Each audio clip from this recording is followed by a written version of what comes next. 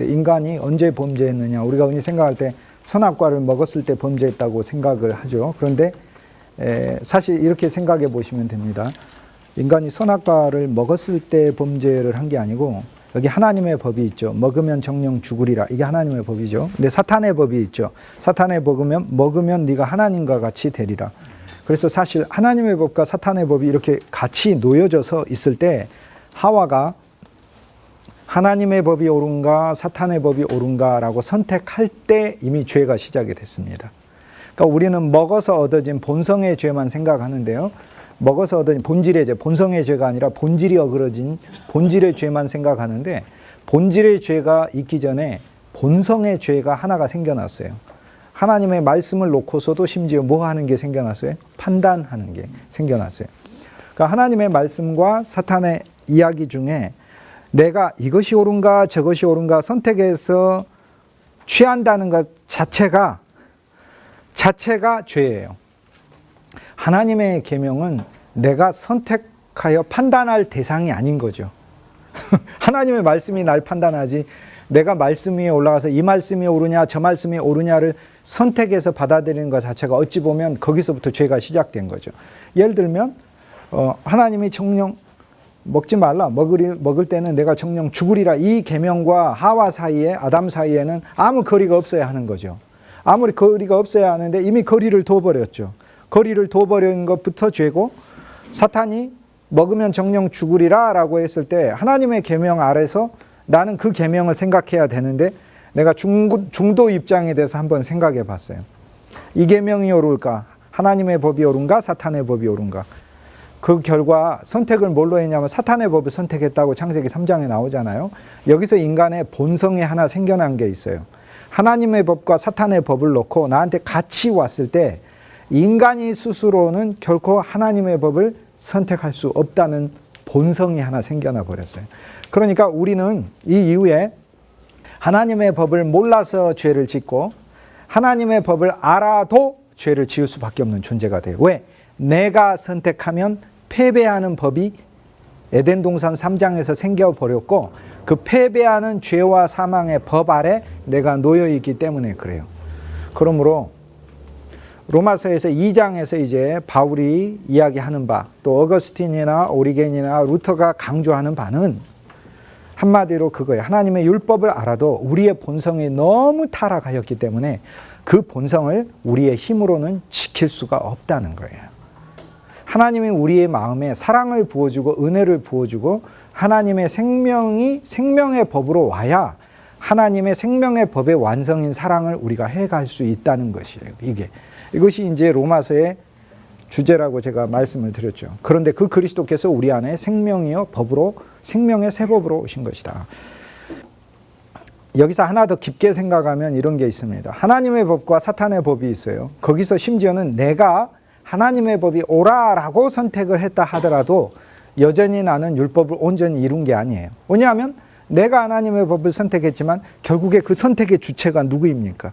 여전히 나이기 때문에 그래요. 그렇다면 왜 하나님이 이걸 기뻐하시는 것이 아닌가?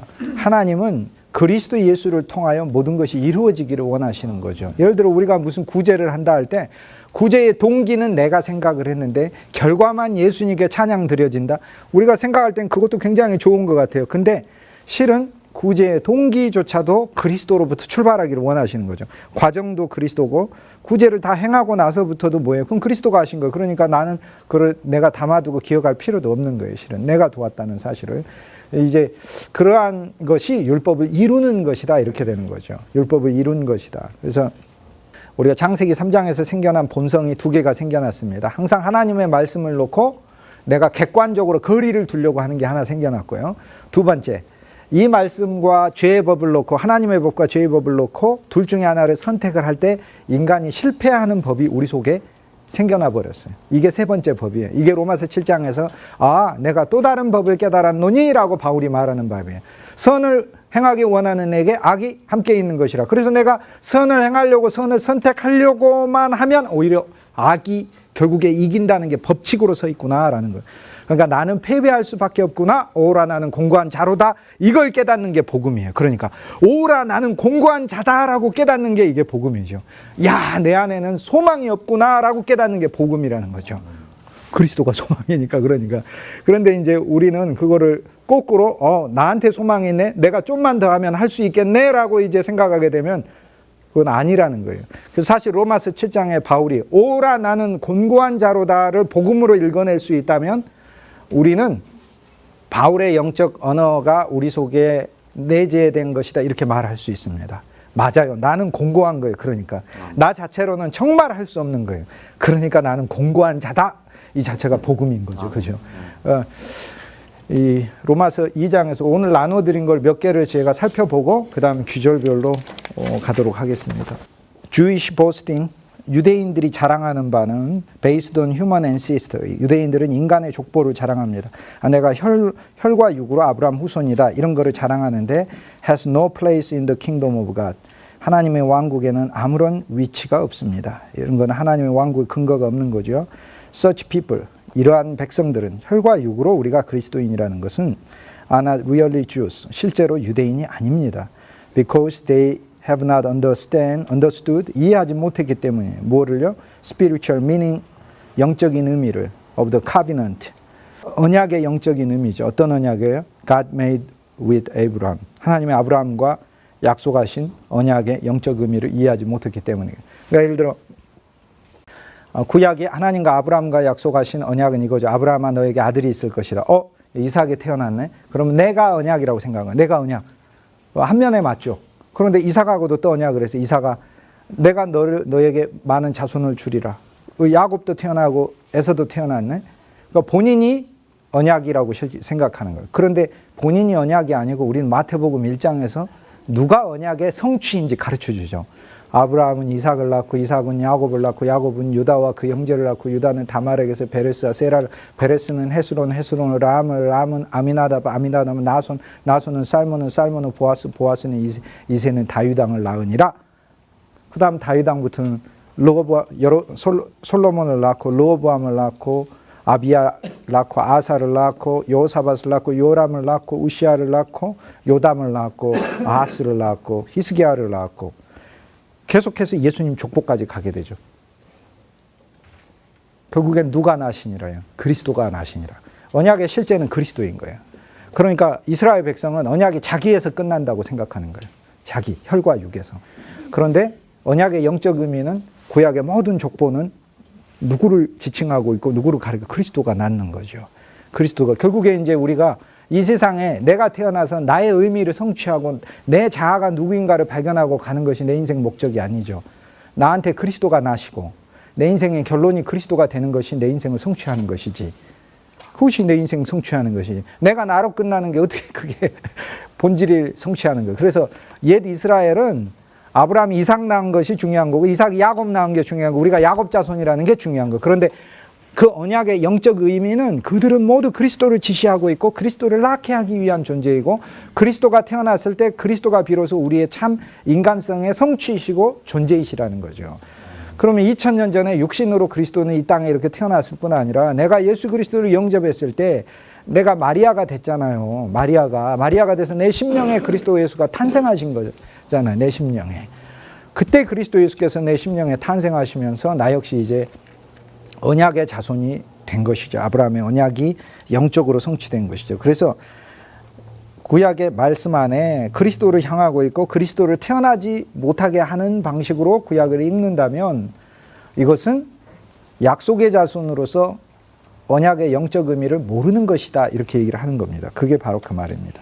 In reality, 실제로는 those who teach commandments, 계명을 가르치는 사람들은 to others, 다른 사람들에게 break them daily themselves. 계명을 가르치면서도 그들은 스스로 계명을 부수고 어기고 있습니다. 그리함으로 causing the name of God, 하나님의 이름을 to be blasphemed, 모욕되게 하고 있습니다. among the Gentiles, 이방인 가운데서. 오늘날 우리의 모습이 그렇죠. 우리의 모습이 한국교회가 왜 행함과 사랑 안에서 많은 이들에게 하나님께 영광이 되는 한국교회의 이름이 되지 못하고 부끄러운 이름이 되고 있는가? 우리는 우리에게 행함이 부족하다고 그러죠.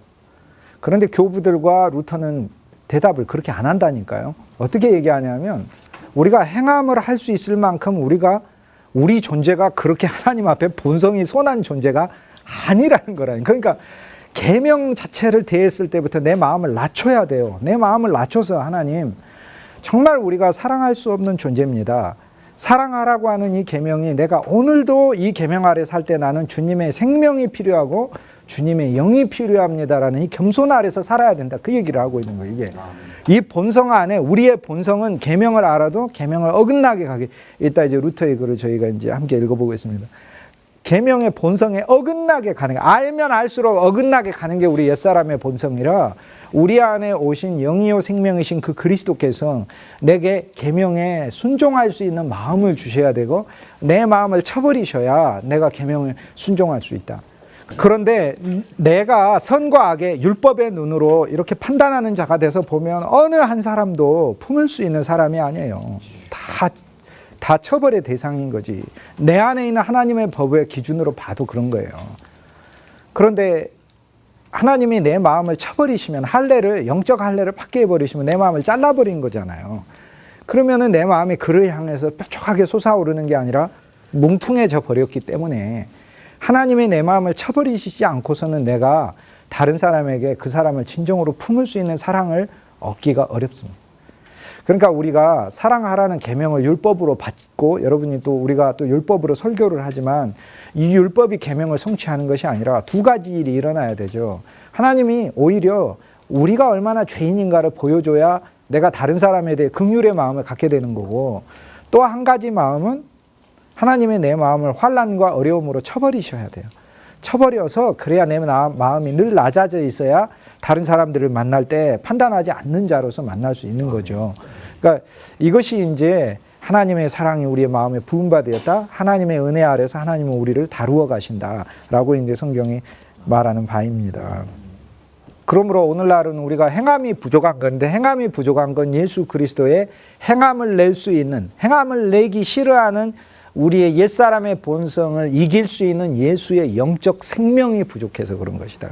내주하는 그리스도가 우리를 이끌고 가시는 그분의 강력한 영적 생명이 부족하여 오늘 한국교회 문제가 있는 것이다 라는 거. 단순히 외적인 거 행함 이렇게만 이야기할 게 아닙니다. 외적인 게 행함이 부족하다는 거 우리가 아무리 많이 알아도 내가 부족해? 내가 해봐야지 안 된다는 거예요. 그럼 나에게 뭐가 필요하냐? 나에게 그리스도의 영과 그리스도의 생명이 필요한 거죠. 그리고 주님 앞에 언제나 내가 내 마음을 낮춰둬야죠. 우리는 하나님의 계명을 놓고요, 내 마음을 늘 낮출 필요가 있죠. 이 계명이 진짜 내 안에 이루어지는 것은 외적으로는 이 계명의 모습이 사랑하라, 이웃 사랑하라면 외적으로는 사랑의 모습이 이루어지는 거.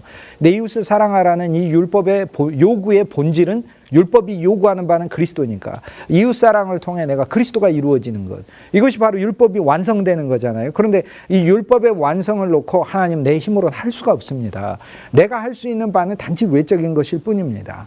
내가 이 이웃을 사랑하는 것을 통해 율법의 참된 요구인 그리스도가 전달되고 그리스도가 제공되고 그리스도가 흘러가는 것은, 이것은 내 개인이 할 수 있는 일이 아니기 때문에 주님이 내게 은혜를 더 주십시오라는 게, 그게 나한테 필요한 거예요. 서로 내가 이웃을 사랑할 때 내가 높아져서 사랑하는 것이 아니라 내가 낮아져서 사랑할 수 있게 해 주십시오라고 그 계명 아래 내 자신을 낮춰둬야 이것이 율법을 온전히 지키는 것이다. 왜? 율법의 요구는 우리가 하나님 앞에서 낮아진 마음으로, 기뻐하는 마음으로, 즐거워하는 마음으로, 그것을 율법 자체를 사랑하는 마음으로 율법의 본질이신 그리스도 예수를 드러낼 때 율법을 성취한다고 이야기하는 것이니까, 우리가 흔히 생각하고 있는 율법을 지킨다는 거 얼마나 우리가 표면적으로 이해하고 있었느냐 하는 걸 알 수 있는 거죠. 여기 하나님 말씀이 이렇게 있으면 늘 우리는 그 말씀을 보고 낮춰야 되죠. 예를 들어 구약을 읽을 때 이스라엘 백성들이 므낫세가 여호와의 길로 행하지 아니하여 하나님께 징계를 받았잖아요. 므낫세 때문에 내가 이스라엘 유다 집을 내가 멸망시키려 하나님이 진노하셨잖아요. 그럼 그 말씀을 보고, 야, 우리는 여호와의 길을 쫓지 아니하고 옛 선조 여로보암이나 잘못된 므낫세의 길로 행하면은 우리는 정말 잘못되겠구나라고 깨닫는 것이 첫 번째 율법이 주는 깨달음이에요. 근데 그 다음에 맞아, 그러니까 이제 내가 올바르게 예수님을 믿어봐야지라고 이야기를 하면 벌써 내 마음이 거기 위에 높아져 있는 거예요. 거기서 내가 해야 될 것은 주님, 나 혼자의 힘으로는 이것을 할 수 없으니 내 안에 하나님의 영이 늘 넘치시고 성령이 넘치시고 그리스도의 영이 내게 그리스도의 생명이 넘쳐서 이 길로 살게 해줄. 주님이 나를 떠나시면 내가 이 길로 나는 갈 수밖에 없습니다. 그러니까 그리스도와 이 계명 사이에 그리스도를 중보자로 넣는 거예요. 언제나 예수 그리스도를 중보자로 넣는 마음. 이것이 이제 로마서에서 말하는 예수 그리스도가 율법 자체를 우리 안에 성취하러 오신 그리스도다라는 것의 본 의미입니다. 우리는 이제 옛사람 안에서 새사람 안에서 이렇게 살잖아요. 그리스도 안에서는 새사람이신 그리스도 예수 안에서 그리스도 예수와 함께 살아서 우린 그리스도 안에 새사람이죠. 새사람이라는 믿음 안에 사는 거죠. 그런데 우리가 그리스도 바깥에 있으면 순식간에 나의 옛사람이 사탄이 나의 옛사람의 모습을 내게 가지고 와서 보여주잖아요. 근데 아담과 그리스도에 대하여 로마서 5장에서 후반부에 둘을 딱 대비하면서 아담도 한량없이 절망의 은혜를 주고 매일 염려의 은혜를 주고 원하지 않았는데도 저절로 절망하는 아담도 그러니 하물며 그리스도 예수는 얼마나 놀라우냐. 그러니까 이 두 비교를 이렇게 하는데 우리가 하나 알아야 될 건 그리스도도 생명의 달란트를 주셨죠. 하나, 둘, 다섯. 그런데 저도 옛 아담이 저한테 준 달란트가 있다는 걸 발견을 했어요. 엄청난 달란트. 저는 교만의 5달란트가 있더라고요. 예? 제가 1달란트 있는 줄 아셨죠? 저는 교만의 5달란트가 있는데 옛사람 아래서 교만의 5달란트를 땅에 묻어두고 차라리 수건으로 덮어놨으면 훨씬 좋았는데 열심히 옛사람을 장사하여 교만의 10달란트가 되는 거예요. 이게 생명의 5달란트를 받아 생명을 땅에다 묻어두고 육신 수건에다 쌓아두고 율법 쌓아두고 이렇게 해서 그리스도의 예수의 생명이 이건 내게서 2달란트 5달란트 더 벌어지게 하는 게 아니고 그래서 본성적으로 본질적으로 교만해요. 진짜로 교만해요. 근데 그거를 못 깨달았어요. 저는 모든 사람이 교만하고 저는 좀 덜 교만하다고 생각했었어요. 옛본성 아래서는 그래서 옛본성은 옛본성이 가지고 있는 거를 저절로 벌려고 더 2배로 하려고 하는 게 있는 거예요. 우리 안에 새 생명이신 그리스도 예수가 그러니까 우리가 육신 아래서 하나님의 율법을 대할 때는 실은 그 율법을 즉 쉽게 내 재능 육신이죠. 내 의지 이것도 육신이죠. 또 내 생각 이것도 육신입니다. 그 육신 아래서 행할 때 육신이 연약하기 때문에 율법의 요구를 이룰 수가 없고 영과 생명 안에서 행할 때 이룬다 했어요. 그럼 영과 생명 안에 어떻게 행하는가? 거기에 대한 답은 이제 우리가 로마서 8장에 가면 더 명확하게 보는데 정답을 이야기하면 바울이 이렇게 얘기했어요. 하나님의 영이 너희 안에 거하시면 너희가 육신에 속하지 아니하나니라고 선언해줘요. 누구든지 그리스도의 영이 없으면 그리스도인이 아니니라. 그러니까 그리스도의 영이 있으므로 너희는 그리스도인이라. 그리스도의 영은 하나님의 영인데 하나님의 영이 너희 가운데 거하시면 너희가 육신에 있지 아니한다. 이렇게 얘기해요. 그러니까 그 얘기가 복음인 거예요. 아, 내 안에 하나님의 영이 있잖아요.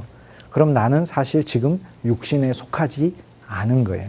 육신에 속하지 않았다는 믿음 아래서 살아야 한다 이 말이에요. 그냥 나의 모습이 어떠하든지 이것을 보지 말고 믿음 안에서 나는 지금 영에 속하였고 내 안에 그리스도의 영이 있고 내 안에 그리스도의 생명이 있다는 이 믿음 안에서 살면 이 믿음은 놀라운 믿음이라. 우리가 가진 믿음은 죽은 믿음이 아니잖아요.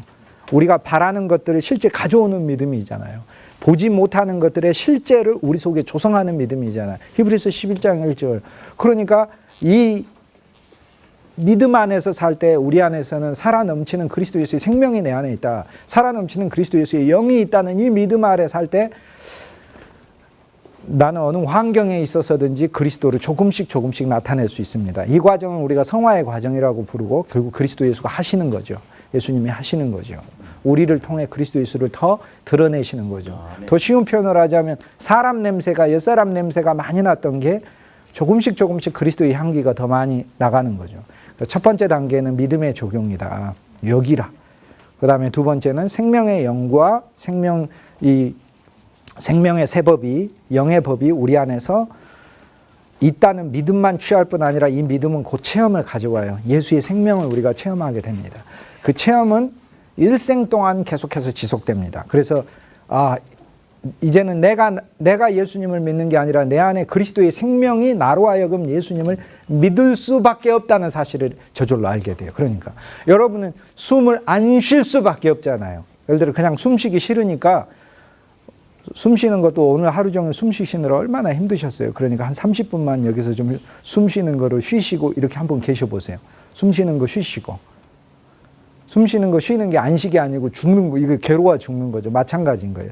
이제는 내가 내 의지로 하나님을 믿는 믿음에서 더 나아가 예수의 영적 생명이 내 믿음을 주장하기 시작하면 안 믿을 수가 없게 되는 이제 그 체험으로 우리를 가져가게 된 거예요. 조금 더 읽도록 하겠습니다. 그러므로 이방인들은 the only circumcision, 유일한 할례는 there is of any value, 어떤 가치가 있는 유일한 할례는 is the spiritual circumcision, 영적인 할례입니다. of the heart, 마음이 잘려지는 영적인 할례예요. 마음이 잘려져 버려야 돼요. 우리는 하나님께 구해야 돼요. 하나님 내 마음이 잘려지게 해주세요 라고. Outward signs, 외적인 표시들은 mean nothing by themselves, 그것은 그 자체로 사실 아무것도 아닙니다. 그러니까 사실 우리가 외적인 표시들이 많이 있죠. 내가 그리스도인 집안에서 태어났다는 것도, 심지어는 내가 예배 드린다는 거, 내가 헌금한다, 내가 심지어는 40일 금식 기도를 했다는 것, 어떤 외적인 내가 그리스도인이라고 알려주는 나의 외적인 육체로 하는 표시들이 있죠. 이 표시들 속에는 사실 이 표시들이 이제 바울이 그 다음 장에 가면 이 표시들의 의미에 대해서는 설명을 해요. 또 새롭게. 그런데 원칙적으로 하자면은 이 표시들이 나를 그리스도인으로 만든 게 아니고 영적인 것, 내 안에 영적인 것이 나의 그리스도인 본질이라고 얘기해요. 그러니까 유대인이 육체로 할례 받은 것이 그것이 유대인임을 나타내는 것이 아니고 그들의 마음이 그리스도의 십자가에 의해 잘려졌을 때, 십자가에 의해서 잘려졌을 때, 아, 이 하나님이 주신 이 율법을 내가 지킬 수 있다가 아니야. 못 지키니까 중보자가 나한테 필요해요. 못 지켜서 죄를 지었기 때문에 죄에 대한 속죄자가 필요한 거예요. 그리고 지금 지켜야 하는데 이것을 내 힘으로 지킬 수 없기 때문에 내 안에 생명이여 영으로 계신 그리스도가 내 안에서 나와 함께 나를 도와주셔야만 지킬 수 있다. 그럼 나는 모든 면에서 그리스도가 필요한 거예요. 율법을 어긴 죄에서도 그리스도가 필요하고, 지금 그리스도 예수가 율법의 완성이시기 때문에 그리스도를 이루기 위해서도 그리스도가 필요하고, 이 그리스도가 나로 하여금 율법을 지킬 수 있게 해주는 내 안에 동력이요 영이요 생명이 되시기 위해서도 필요하고, 내 마음이 높아져서 지킬 수 없고 오히려 거역하니까 하나님 계명 알면 알수록 더 거역하게 되는, 마음은 원이어도 거역하게 되니까 육신은. 왜냐하면 그 창세기 3장에서 있었던 그 실패의 사례 아래 우리가 놓여있기 때문에 그렇죠. 그래서 우리 마음을 더 낮춰줘 하나님이 쳐버리시는 거예요. 그런데 이제 제가 이렇게 봤을 때는 우리 환경이 하나님에 의해서 우리를 쳐버리는 환경들이 오잖아요. 그걸 적용하면 진짜 좋은 것 같아요. 하나님 욥에게 환경과 시련을 주셨잖아요. 4종류의 가족의 문제, 신체의 문제, 또 질병의 문제, 또 재물의 문제를 주셨잖아요. 그걸 통해서 하나님은 욥을 얼마나 정금같이 단련하셨어요. 그러니 그의 마음이 쳐져버렸잖아요. 나중엔 쳐져버린 거예요. 하나님 쳐버리신 거예요. 그렇게 되면 우리는 욥기 42장의 회복을 봐도, 회복에 보면 거기 금도 없고 자손도 없고 건강도 없고 집도 다시 없고 하는데, 우리가 봤을 때 욥을 내세워서 간증하자면 욥기가 간증책이잖아요. 사실 우리가 간증하라고 그러면 욥기 42장을 한 40장 정도로 이야기하고 그렇게 할 거야 아마. 내가 얼마나 성공했냐 얻어졌냐. 근데 욥의 간증을 보면 그건 별로 없어요. 그 고난 중에 내가 하나님이 얼마나 내가 하나님과 내 영적인 만남과 때로는 씨름이 있었고 결국엔 하나님과 그 대화를 했다는 그것이 자기의 간증인 거예요. 그러니까 외적으로 회복된 것은 그냥 한 장이면 필요한 거예요. 우리가 생각할 때 욥기 42장에서 42장이 한 40장 정도는 구성되고 시험은 앞에 한 장이나 2장 정도만 되고 이랬으면 좋을 것 같아요. 근데 그렇지 않아요. 하나님의 왜냐하면 하나님은 그 시험이 아니라 이 시험이 욥이 할례 받는 기간이에요. 마음의 할례, 육신의 할례가 아니라 쳐져버린. 그러니까 하나님이 우리에게 지금 어떤 환경과 어려움을 주셨다 그럴 때 내 마음을 쳐버리는 영의 할례로 이 모든 환경을 적용하면 되게 감사한 거죠. 누군가 저의 자존심을 막 긁는 일이 생겨나잖아요. 그럼 정말 괘씸하잖아요. 감히 이런 그래서 감이라는 말을 제가 옛날에 얼마나 잘 사용했는지 몰라요. 감이. 알고 봤더니 임금님이 많이 쓰기도 하고 막 이러고. 아, 그래서 나의 옛사람의 조상은 그런 쪽하고 많이 관계가 있었나 보구나. 감이. 버릇없이. 그래서 감이. 그래서 그런데 이제 제가 감이가 많이 나와요. 감이 나올 때 아, 내가 많이 높아져 있구나. 오히려 지금 이것을 하나님이 나를 더 낮추시는 기회로 이제 삼으시는구나라고 내 자신을 비추는 걸로 이렇게 우리가 적용할 수 있죠. 거꾸로. 우리의 삶은 예를 들어서 어느 순간이나 감이라는 말을 아예 하지도 않고 늘 내 마음이 낮아져 있고 하는 그런 온전한 성화에 이른 사람은 없어요. 또 없다고 얘기하니까 어떤 분이 또 항의해서 나는 이렇다고 할지도 모르겠는데 뭐 그렇다면은 제가 그분은 빼드릴게요. 다음에 이름 알아뒀다가 그분 제외하고 없다고 제가 얘기를 해드릴게요. 그런데 사실 감이라는 말을 늘 하게 돼 있더라고요. 그런데 차이가 뭐가 있냐면 전에는 감이라는 말을 하고 끝까지 그 감이를 붙들고 있었어요. 감이. 근데 이제는 감이라는 말을 하고 나서 곧 감이라는 말을 했던 제 그 높아진 마음의 자리에서 금방 내려오는 거죠, 이제. 이것이 차이인 거죠. 이것이 이제 그리스도의 빛이 우리에게 주는 차이다. 그러므로 구약에 있는 모든 하나님이 말씀하신 율법과 규례와 법도라는 것, 이 세 가지 것들은 영적인 의미가 본질적인 것이다 라는 거예요. 영적인 의미가 본질적인 거예요. 안식일을 지키는 거죠. 주일날 우리는 안식일을 지키죠. 예배를 드리면서. 예배 드린 게 안식일을 지키는 건가요? 그렇죠. 그런데 outward sign, 외적으로만 지키는 거예요. 그러면 예배 드릴 때 어떻게 해야 본질적으로 안식일을 지키는 건가? 그 예배를 통해 세상의 수고를 그리스도 안에서 쉬고 안식할 때 설교자가 전하는 그 말씀을 통해 성도가 염려의 짐을 놓고 안식할 때 안식일이 지켜지는 것이지 그 시간만 나와서 앉아있다고 해가지고 안식일을 지키는 것은 외적인 규례만 지키는 것인 것이죠. 근데 우리는 늘 초점을 맞추는 게 외적인 규례죠. 그 시간에 있었냐 없었냐.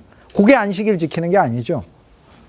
안식일 지키는 것은 그 시간에 성도가 자기의 세상의 염려와 근심의 짐을 지고 왔잖아요. 그거를 내려놓고 다시 짊어지고 가지 않고 진짜 그리스도 안에서 안식을 경험하고 가는 거죠. 일주일 동안 매일 안식일로서 그리스도 안에 안식일로서 살 수 있는 그걸 얻어가는 게 안식일을 지키는 것이지. 그러니까 우리가 물론 문자적이고 외적인 것을 바울이 거절하지는 않아요. 3장에 가보면 이것이 하나의 과정의 삶이라는 것을 얘기를 해줘요. 그런데 모든 율법의 본질은 영에 있는 것이라 그래서 우리로 하여금 영으로. 과연 그렇다면 우리는 하나님께 예배를 드리며 특히 처음 나오는 사람들은 신앙의 어린 자들은 어쩔 수 없이 교육받고 또 신앙의 지도자가 필요하잖아요. 근데 그 지도자가 율법에 올무를 놓는 사람이냐, 자기는 사랑하지도 않으면서 사랑하라는 율법만 계속해서 짊어놓는 사람인가, 아니면은 그리스도 안에서 사랑할 수 없는 우리 본성을 주님 앞에 회개하고 주님이 우리를 사랑의 도구로 사용해 주시도록 그리스도를 기대하게 하는 것인가. 그래서 내 마음에 그리스도 안에서 내 마음의 짐을 내려놓고 예수 그리스도 안에서 안식하고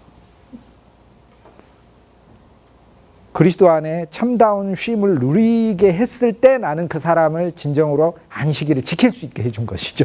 그 사람에게 안식일을 지킬 수 있게 해준 것이죠. 여기 보겠습니다. Outward signs, 외적인 표징은 mean nothing by themselves, 그 자체로 아무것도 아닙니다.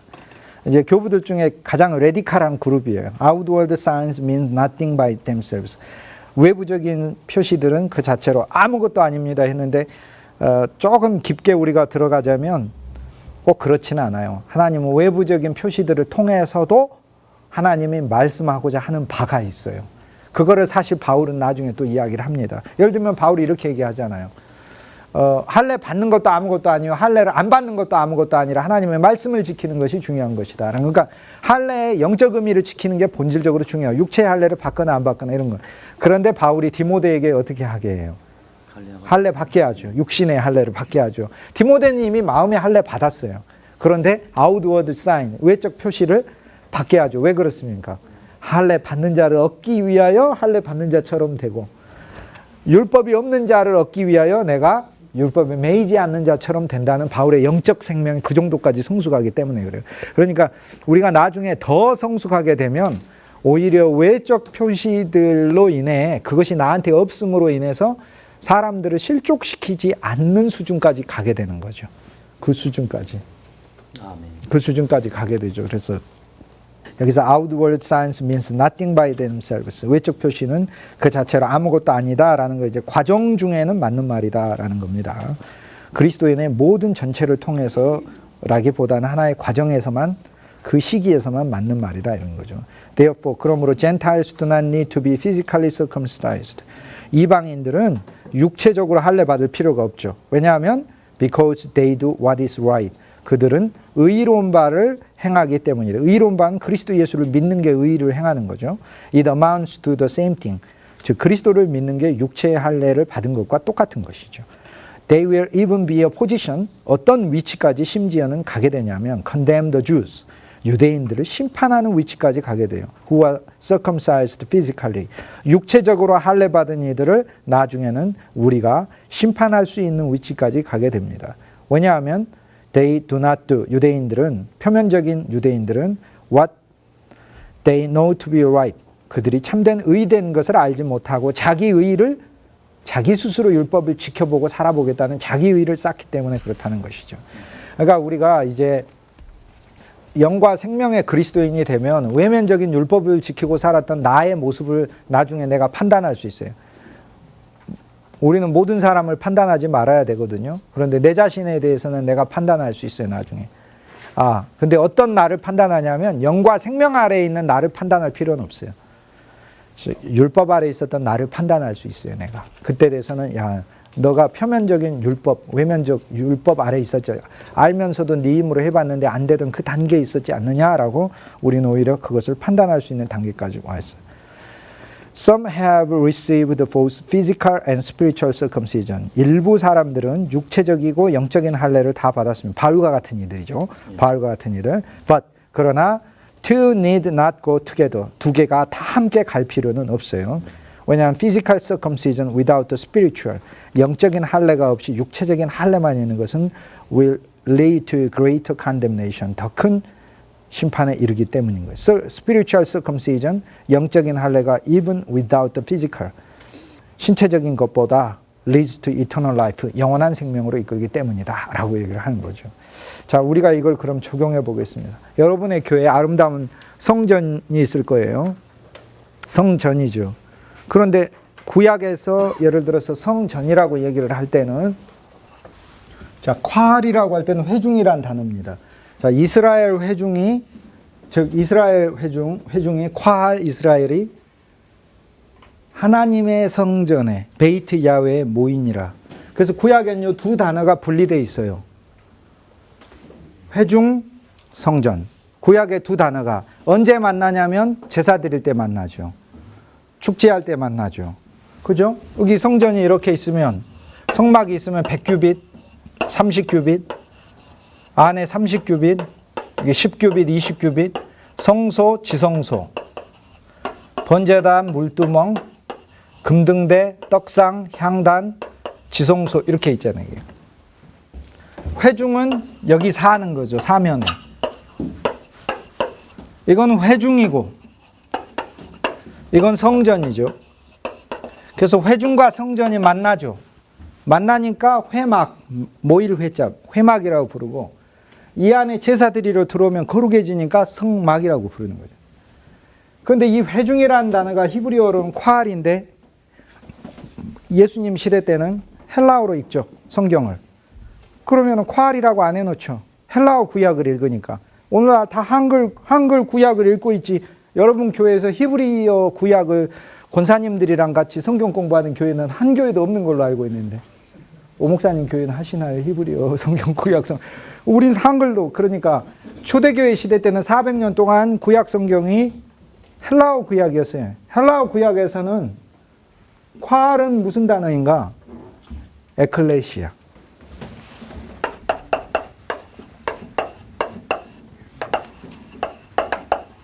에클레시아. 이게 교회예요. 그러니까 에클레시아는 신약에만 나오는 게 아니에요.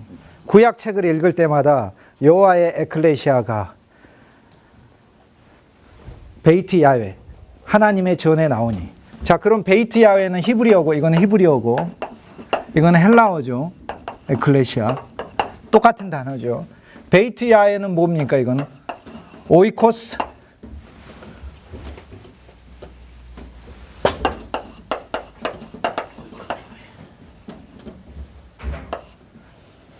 기리에 오이코스.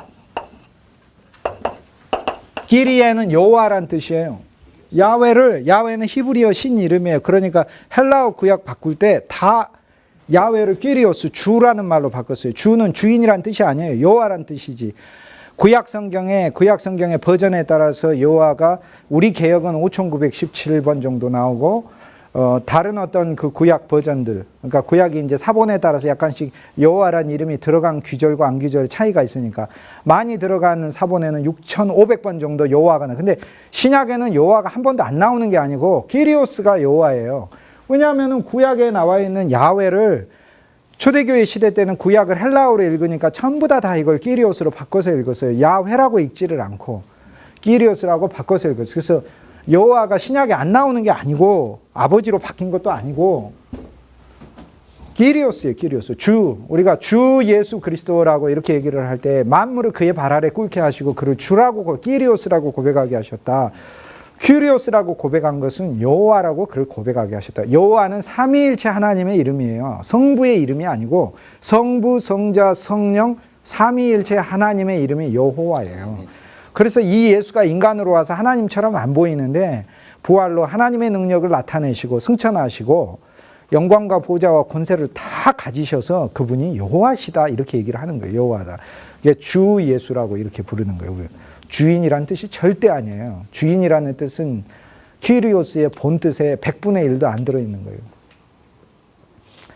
주인이라는 의미의 다른 헬라어 단어는 데스포타라고 또 다른 단어가 있어요. 베드로 후서에서 베드로가 거기서 사용하고 있어요. 주 예수 그리스도예요. 주 예수 그리스도. 그래서 베이트 야훼는 기리에 오이코스라는 단어로 바뀌어요. 기리에 오이코스니까 키르코스가 되는 게 이게 처치가 돼요. 처치라는 단어에 이게 키르잖아요. 그 다음에 이거는 코가 되는데 오이코스라는 단어. 그래서 키르코. 쉽게 얘기해서 처치라는 단어가 나중에 되는 거예요. 이게 어원상으로 올라가 보면 이제 다 연결되어 있어요. 자, 다시 되돌아와 봅니다. 히브리어 구약 성경엔 카왈 이렇게 돼 있고 이건 회중 에클레시아를 가리켜요. 신약에 있어서는 베이트 야훼, 구약에 있어서 성전이라는 건 베이트 야훼를 가리켜요. 근데 이걸 헬라어로 하게 되면 기리에 오이코스로 이렇게 얘기를 해요. 그러면 이게 무엇이 일어나느냐? 이 성전은 그리스도를 가리키고 이 회중은 우리죠. 근데 신약은 어떻게 돼요? 너희가 하나님의 전이라. 예수 그리스도가 하나님의 전이라. 그리고 너희는 에클레시아라. 그러니까 구약엔 이것과 이것이 분리되어 있었는데 신약에서는 우리가 하나님 성전이래요. 우리가 또 하나님의 에클레시아래요. 교회래요. 그러니까 교회란 단어를 회중이란 단어로 이해하시면 더 정확하게 이해하시면 건물의 개념이 아니고. 그러니까 신약에서는 성전과 교회가 하나로 만납니다. 이게 놀라운 비밀이에요. 성전과 교회가 하나가 돼버리는 거죠. 자, 그러면 이거는 이제 무엇을 본질적으로 이야기를 하냐면, 자, 외적인 것이 본질이 아니다. 그 이야기는 여러분에게 교회당이 이렇게 서 있다고 해서 또 회중에 있다고 해서 이것으로 만족한다면 여전히 외면적 유대인이 돼버리는 것이죠. 그렇다면 영적 집이 지어져야 되겠죠. 그 안에. 그리스도의 집이 지어지는 것. 생명의 집이 그 안에 보이지 않는 하나님만이 볼 줄 아는 눈. 그 눈으로 보았을 때 지어진 집. 성도가 서로 사랑의 띠로 하나가 되고 서로 마음을 합하고 자기 마음을 낮추고 계명과 율법 아래 낮추고 그래서 하나가 된 보이지 않는 전을 지었을 때 보이지 않는 이 성전을 지었을 때 이 회중이 영적으로 이것이 바로 신약이 되는 거죠. 이것을 베드로전서 2장 4절부터 5절에 산 돌이신 그리스도 예수를 모퉁이 돌로 삼아 너희들도 영의 집으로 지어져 가나니 하면서 오이코스 집, 푸뉴마티코스 영의 집으로 지어져 간다. 이렇게 얘기를 합니다. 이 1장의 모든 사람들은 그리스도 안에서 삼중의 타락을 갖게 됐죠. 환경에 타락하고 마음에 집착을 주셨고, 그리고 그들 존재 자체가 완전히 부패하게 됐다. 이런 존재가 그리스도 예수를 만났을 때 그 사람의 죄만 용서받은 게 예수 그리스도가 아니고 그리스도 안에서 새로운 존재가 되었고 예수의 영과 생명이 우리 안에 오게 됐다라고 얘기하는 게 로마서의 전체 주제입니다. 이 정도로 놀라요. 단순히 의롭다 하심만 받은 게 우리 안에 영과 생명으로 오신 그리스도가 우리를 의롭다 하죠. 이제 로마서 2장에 오게 되면 이제 율법을 아는, 즉 쉽게 얘기해서 율법을 아는 종교인 유대인으로 사는 우리들에게 왜 우리들이 하나님의 말씀 아래서 우리들 역시 심판받을 존재인가를 지금 설명해 주고 있는, 쉽게 얘기해서 지키지 못하기 때문인데 실은 지키지 못하는 것은 바울이 이 이후에 또 설명을 해요. 우리의 존재가 하나님의 계명을 안다고 지킬 수 있는 게 아니죠. 그러니까 하나님의 계명을 알아. 이 계명을 내가 힘으로 지켜가려고 하는 걸 자기의라고 그래요. 자기의를 힘써 쌓느니라.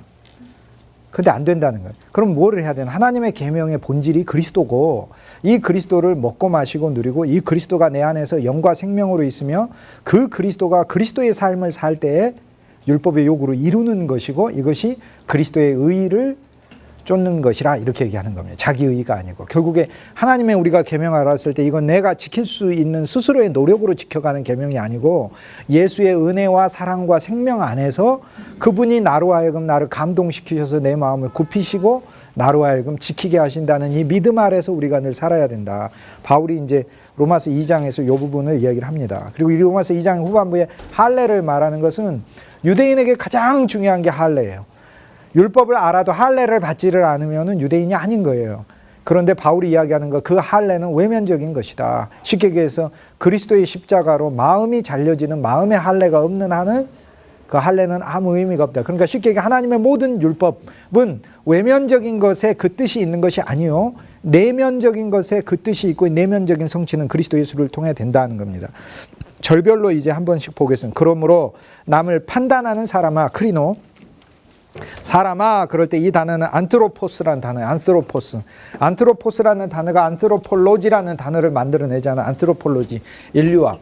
그런데 사람아 이렇게 얘기를 할 때 안트로포스인데 구약에서는 사람이라는 단어가 대표적으로 나오는 단어가 첫째 아담입니다. 두 번째 에노스가 사람입니다. 그러니까 아담 아니면 에노스 이렇게 돼 있어요. 구약에 예를 들어 사람 이렇게 쓰여진 건 아담 또는 에노스 돼 있어요.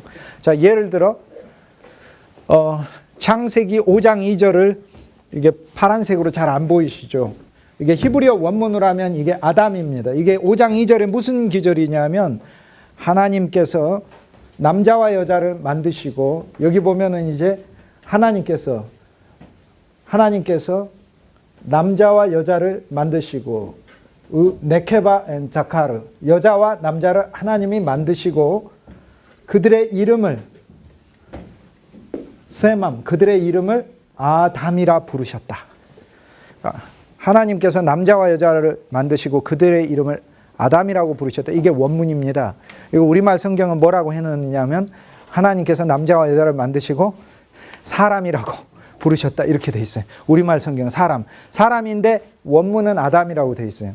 이 귀절을 가지고 이제 많은 영어 성경들을 어떻게 번역했는가 한번 보도록 하겠어요. 여기 보면 그들의 이름을 아담, 히브리어 원문은 아담이라고 되어 있습니다. 아담이라 부르셨다는 거예요. 그러면 이거를 각각의 성경들을 어떻게 번역을 했느냐. 여기 혹시 뒤에는 보이시나요? 네. 보이세요? 네.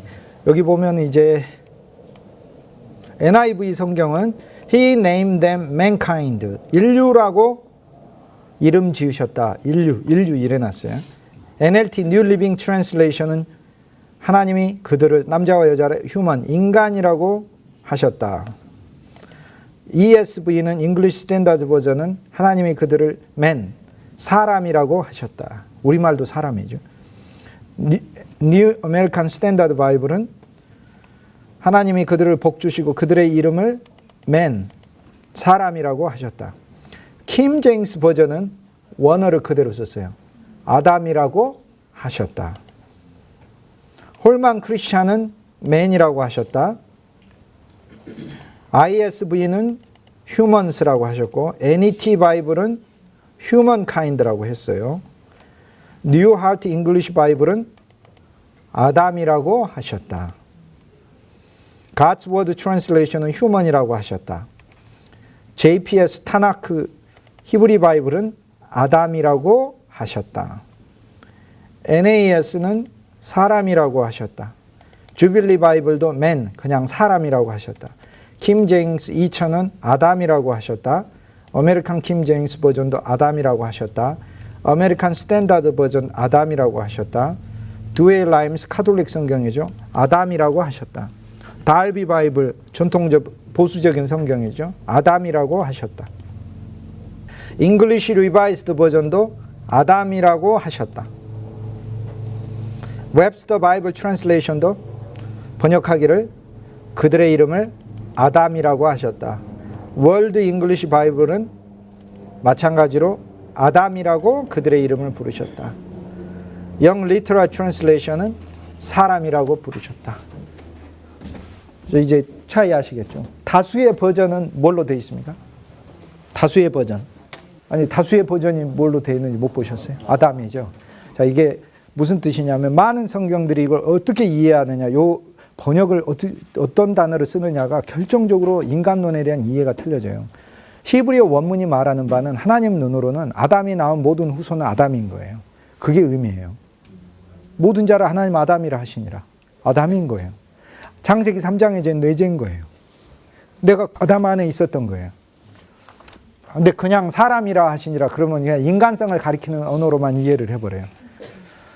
이 아담이라는 단어는 히브리어 단어죠. 그러면은 예수님 시대 때는 헬라어로 번역을 해야 됐겠죠. 아담이란 단어를 뭘로 썼겠어? 안트로포스. 사람. 안트로포스가 아담이에요. 즉 로마서 2장 1절에 바울이 너 판단하는 사람아 라고 할 때 안트로포스라고 부르면서 이 안트로포스는 정확하게 아담에 해당되는 단어예요. 또는 에노스. 에노스는 연약한 자라는 뜻이고 아담은 하나님 안에서 첫사람을 의미하는 거죠. 그러니까 너 남을 판단하는 아담아 이렇게 되죠. 그러니까 우리는 그러한 죄를 지으면서도 심지어는 나는 선악과를 먹었기 때문에 이제 선과 악으로 남을 판단하고 살고 있습니다. 그런데 2장 1절에 무릇 내가 핑계치 변명을 하지 못할 것은 남을 판단하는 것으로 내가 너를 정죄함이니 내가 남을 판단하는 그 율법의 기준을 따라 너는 똑같이 너를 정죄하고 있는 것이니 이는 내가 실은 같은 일을 행함이니라. 우리가 본질상 하나님 앞에서 어느 존재도 우리 스스로에 대해서 남을 판단할 수 있는 위치가 아니라는 것을 보여주고 있죠. 아담아라고 부르는 거. 볼 필요가 있습니다. 시편 8편 4절에 사람이 무엇이간데 주께서 저를 기억하시며 이렇게 되어 있죠. 우리 찬송 중에 여호와 우리 주여 주의 이름이 어찌 그리 아름다운지요. 이게 그 찬송가도 그 있던데 복음성가에도 여호와 우리 주여 주의 이름이 온 땅에 어찌 그리 아름다운지요. 근데요 거기서 제일 중요한 귀절을 빼먹었어요. 주께서 젖먹이의 입으로 권능을 세우셨나이다. 그걸 빼먹었어요. 사실 그 시편 8편에서 제일 중요한 게 그거예요. 왜냐하면 이거를 히브리서 2장에 설명을 해줘요. 주께서 저를 천사보다 조금 못하게 하셨다가 영광과 존귀로 관을 씌우셨나니 이는 곧 예수라. 만물이 그의 발 앞에 무릎을 꿇고 그를 주라 하게 하셨으며 이렇게 돼 있는 거예요. 그러니까 시편 8편은 예수 그리스도에 대한 시예요. 주께서 사람이 무엇이간데 이렇게 했을 때 그 단어는 에노스예요. 그리스도는 에노스로 오셨어요. 연약한 자. 그래서 우리를 체휼하신 거죠.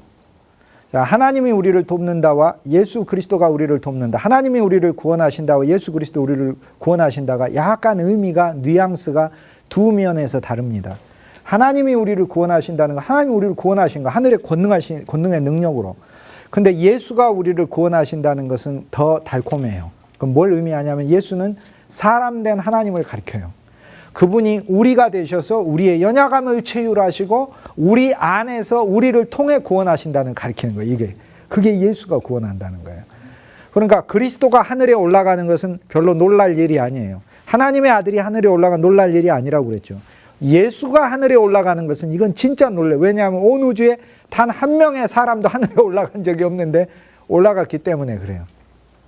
에녹은 올라갔지 않습니까? 에녹은 하늘에 올라, 그러나 그리스도는 하늘들 위에 계시다고 했기 때문에 더 높이 올라가신 거예요. 그래서 온 우주에 사람이신 예수께서 하늘에 계신다는 건 너무나 놀라운 것이죠.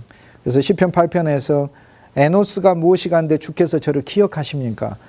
그러니까 우리가 그리스도 안에 있을 때 하나님은 우리의 참 사람됨을 보시고 우리를 기억하고, 그리고 인자는 이제 히브리어로 벤 아담, 벤은 아들이고 벤의 아담, 벤야민은 오른손의 아들이듯 벤이 아들이란 뜻이잖아요.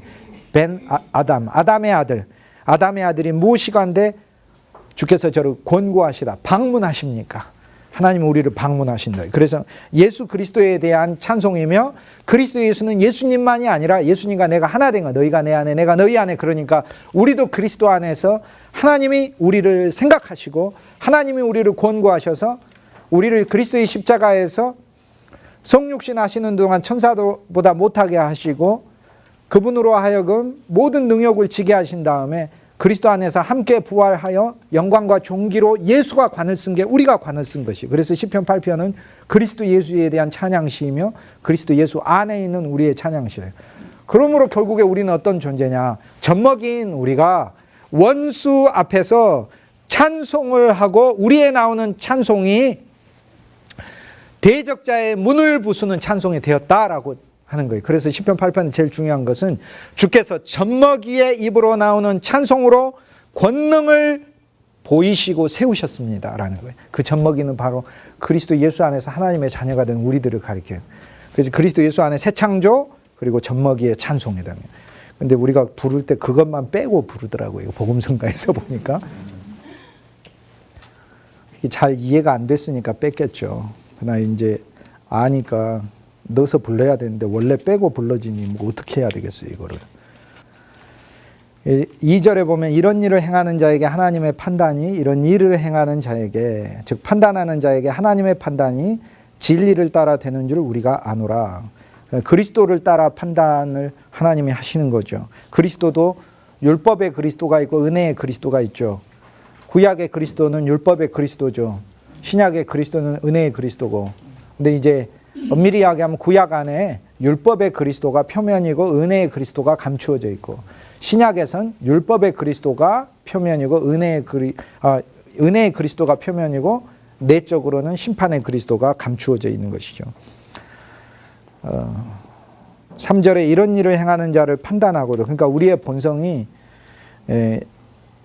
죄악에 있으면서도 남을 판단하는 똑같은 사람이 되고, 내가 하나님의 판단을 피할 줄로 생각하느냐, 즉 하나님의 심판하심, 계산하심을 어느 누구도 피할 수 없는 거죠. 4절에 내가 하나님의 인자하심이 너를 인도하여 회개케 하심을 알지 못하여, 하나님이 인자하시고 오래 참으셔서 하나님의 인자하심과 그의 용납하심과 길이 참으심의 풍성함 때문에 하나님이 우리가 죄 가운데 있어도 기다리시는데 이것을 멸시하느냐, 하나님께 돌아오라라고 권면을 이제 하고 있죠, 바울이. 2장 5절에 다만 내 고집과, 여기서 고집은 석회 반죽이 굳어진 그 마음을 가리키죠.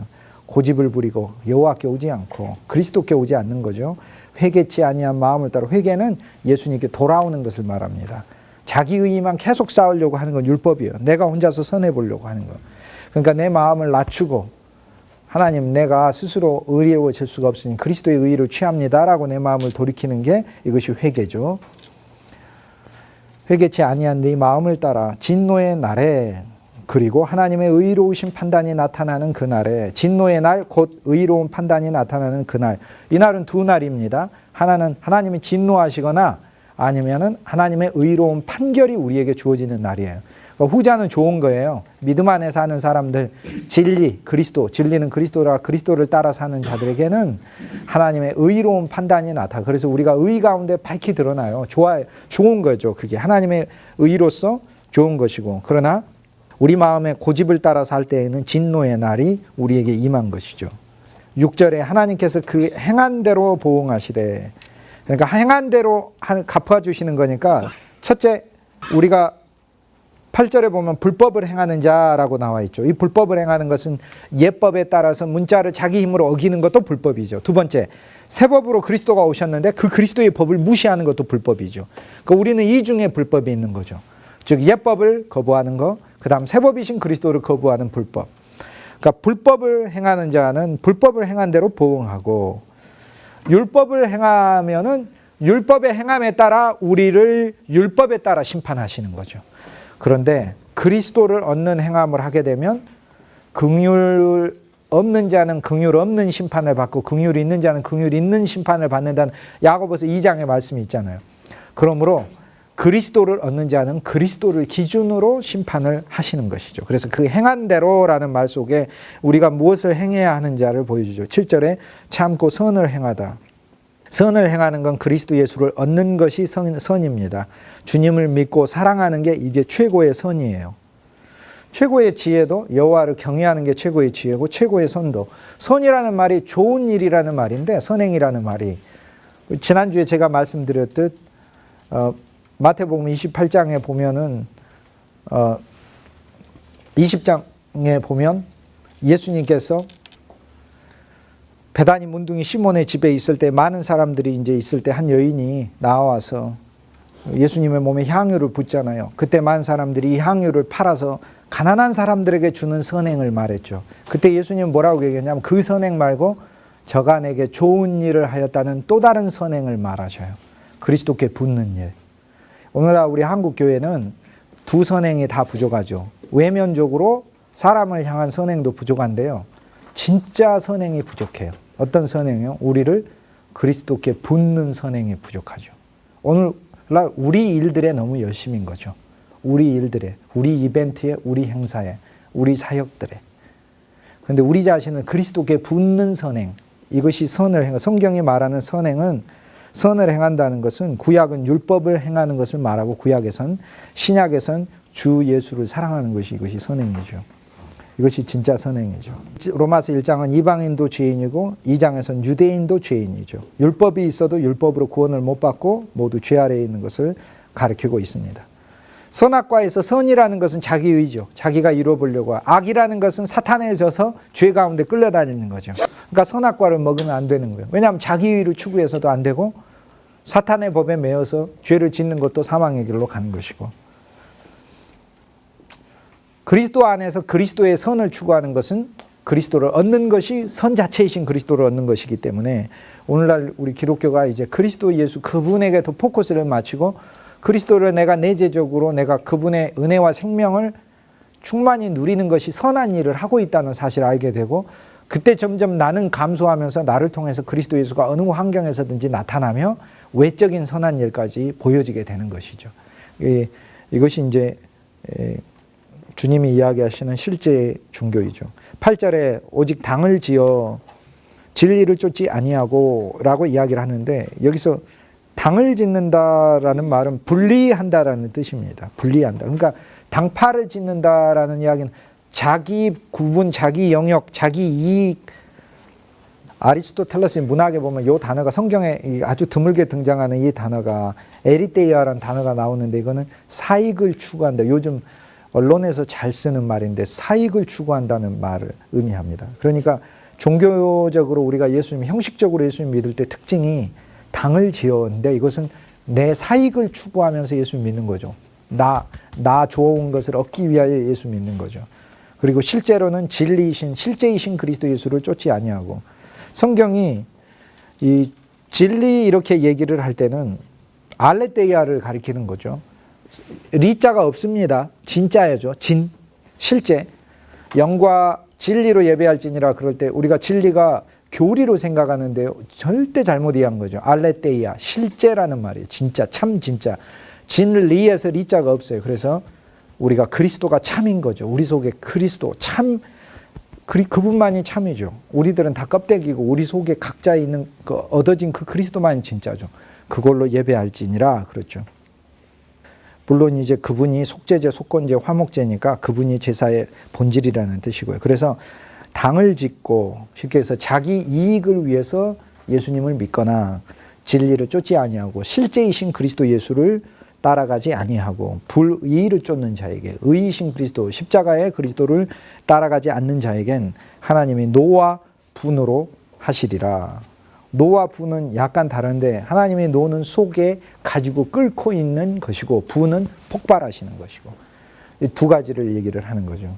9절에 악을 행하는 각 사람의 영혼에게 악을 행한다는 것은 자기를 계속 자기가 자신이 죄와 결합하여 자기를 계속 누리는 것이죠. 악을 행하는 각 사람의 영에게 이렇게 되는 영이 아니고 원문에는 혼이에요. 푸수께 혼입니다. 혼에는 마음에는 환난과 곤고가 있고 환난이 오고 그 다음 곤고가 오고 첫째는 유대인에게 오는 거 둘째는 헬라인에게 오는데 이것은 뭐냐면 유대인은 율법의 유대인이잖아요. 율법의 유대인이라 계명을 자기가 힘으로 힘써 지켜보겠다고 하는 자에겐 결국에 그의 본성이 얼마나 하나님 앞에 어그러진 것을 알지 못하고 우리를 늘 씻으시고 우리에게 영적 생명을 넣으시는 그리스도를 거부함으로 그러므로 외면적 유대인은 율법의 길을 걸으면서 하나님에게 징계의 대상이 될 수밖에 없다. 헬라인은 어떤 사람은 지혜를 추구하는 거죠. 세상에 잘 사는 지혜. 이게 헬레니즘 아닙니까? 세상에 어떻게 성공하느냐. 세상에 어떻게 내 성취를 드러내느냐. 알렉산더처럼 내가 세상을 어떻게 정복하느냐. 이게 헬라인인 거죠. 유대인은 율법인이요. 헬라인은 지혜인이죠. 그러니까 하나님께서 첫째는 유대인에게 심판한다. 그리스도를 추구하지 아니하는 자에게. 이게 악을 추구하는 것이니까 그들에게 먼저는 유대인을 심판하는 이유가 하나님의 율법을 줬는데 율법의 요구가 그리스도니까 율법이 모두 지시하는 바가 그리스도인데 그 그리스도를 외면했기 때문에 그래서 먼저는 유대인을 심판하고 두 번째는 지혜를 추구하고 사는 세상 사람 헬라인을 추구한다. 그래서 여기 유대인과 헬라인은 두 인종만 말하는 게 아닙니다. 여기서 유대인 심판하고 헬라인 심판하니까 세 번째는 코리안이 안 들어있으니까 너무나 감사한 일이다. 우리는 심판에서 벗어났다 이렇게 되는 게 아니고 예수님의 눈에서 봤을 때는 지금 세 부류죠. 하나는 그리스도인이고 하나는 유대인이고 헬라인이 있는 거죠. 로마인은 정복하고 사는 사람이고 헬라인은 자기 지혜로 사는 사람이에요. 좀 틀립니다. 성경이 말하는 게.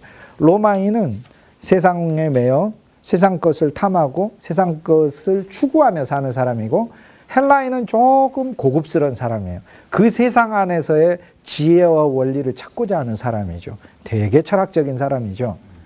그런데 그것도 그리스도가 본질이기 때문에 그리스도를 얻지 못하면 아무리 철학적이고 아무리 놀라운 학문을 가지고 있어도 그래도 여전히 하나님의 심판의 대상이다. 그러니까 여기서 악을 행한다는 말을 단순히 외적인 불의를 행하는 것으로만 절대 생각하시면 안 됩니다. 악을 행한다는 것은 그리스도를 얻지 않는 게 악이고 선을 추구한다는 것은 그리스도를 구하는 게 선이에요. 그리스도 안에 있는 게 선이에요. 그리스도를 믿는 게 선이에요.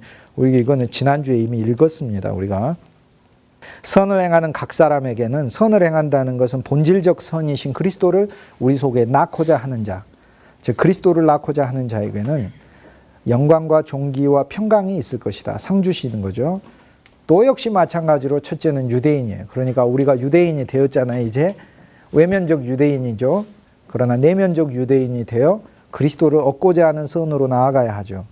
그 다음에 헬라인이라 우리가 세상에서 살 때 이방인으로서 세상 지혜를 추구하고 살지만 동시에 우리가 그것보다는 그리스도 예수 그분을 얻고자 하는 선을 행할 때 우리에게 하나님께서 역시 헬라인에게 마찬가지로 주시는 거죠. 비록 할례가 없는 자라 할지라도 외면적인 것이 없어도 우리 속에 내면적인 것이 있으면 하나님은 우리를 온전한 자로 보신다. 그래서 2장 11절에 하나님은 외모로 얼굴로 인종으로 형식으로 의식으로 예식으로 하나님은 취하지 아니하신다.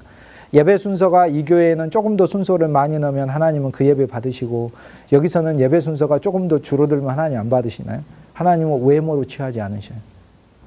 영과 실제로 취하시지. 그 속에 그리스도가 있느냐로 취하시지. 성가대 대원들이 알토, 소프라노, 베이스 이렇게 다 갖춰지고 거기에 있는 구성원들이 세계적인 음악가들이고 이러면 하나님이 정말 기뻐하시고 그냥 아주머니들 이렇게 주부 합창단 수준보다도 더 못하고 이러고 주부 합창단은 무시하는 말은 아니고 그러면 하나님이 덜 그게 아니에요. 하나님 진짜 외모로 취하시지 않잖아요. 영으로 찬송하죠. 우리가 많은 경우에 찬양할 때 우리 목소리를 자랑하려고 하는데 목소리는 육체에 속하는 겁니다. 목소리로 찬양하는 것은 잘못된 것이죠. 목소리로 찬양하는 게 아니라 영으로 찬양해야지. 영으로. 그 순간 나는 내 목소리에도 주목하면 안 돼요. 세상의 성악은 정확한 헬라인의 성악이니까 헬라인은 지혜잖아요. 지혜는 원리가 있는 거죠. 그래서 지켜야 될 박자가 있고 내야 될 표현이 있고 강약이 있고 막 하고 그 흐름이 있고 소리 내는 그 소리의 울림통을 얼마나 이런 원칙이 있어요. 그러나 그리스도 예수의 찬송은 이것을 실은 해방시킨 거예요. 무엇이 해방되어서 나와야 되겠어요? 영이 해방되어 나오는 찬송의 본질인 거죠. 그러니까 늘 이 실제로 우리가 가야지 외면적 유대인이 되게 하면 안 되겠죠. 내면적 유대인. 실은 우리가 찬송할 때도 심지어는 인도하는 사람도 목소리를 막 이렇게 막 해서 거의 가래 끓는 소리로 할 수도 있고 굉장히 거룩해 보이고 그래요. 하나님은 외모로 취하지 않으셔요. 속에 영이 비어서 마음을 낮춰서 불러야 돼요. 내가 그 순간 찬양할 때 마음이 낮아져야 돼. 하나님 앞에 찬양 어린아이처럼 찬양해야 돼요. 어린아이 가사를 보면서 바다들아 외쳐라 그러면은 저 멀리 있는 바다라고 생각하지만 내가 바다인 거야. 내가 바다들아 외쳐라. 산들아 외쳐라. 섬들아 외쳐라. 내가 섬이다 생각하고 예수 구원하신다. 예수님이 날 구원하신다.